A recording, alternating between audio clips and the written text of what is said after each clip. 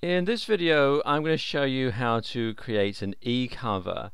Now, an eCover is a graphic which gives a physical dimension to any digital product that you might be selling online.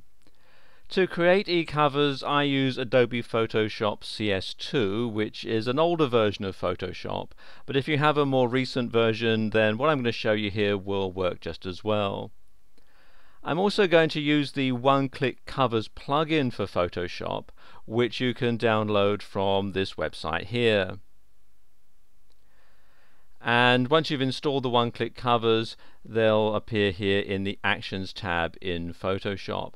And what these are basically a pre-programmed set of instructions that Photoshop will follow. So it automates certain tasks so you don't have to do them yourself manually over and over again.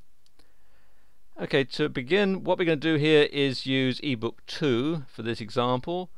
So the first thing to do is select the start line here and then press on the play button, which you'll find down at the bottom here. So press on play, and you see this opens up the basic eCover shape.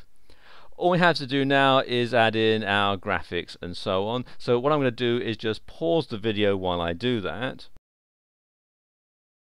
Okay, I've put in some simple graphics here, and I've also saved it as a Photoshop PSD file. You see here I've called it fantasticcover.psd, and I always save my eCovers as a PSD file when they're at this stage, when they're in this flat stage.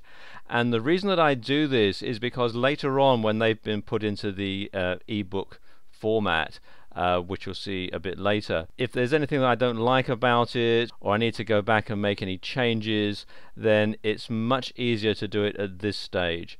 So this is why I always save it as a PSD file at this stage. Okay, the next thing to do is come down here to compile and click on play.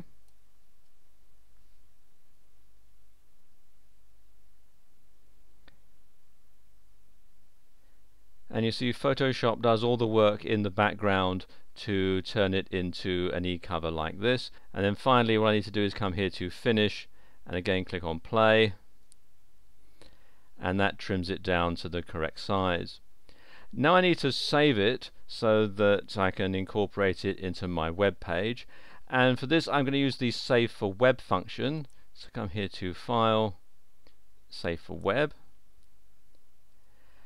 and this enables you to save it in all sorts of different formats. You can save it as a JPEG or a PNG file and some others as well, and there are also some presets that you'll find here. And also, if I move this up a little bit, if I click on this icon at the bottom here, I can preview it in my default web browser, so I'll see what it looks like when it's actually on my website. And there we go, that doesn't look too bad, so I'll now go ahead and shut this window and save it to my hard drive.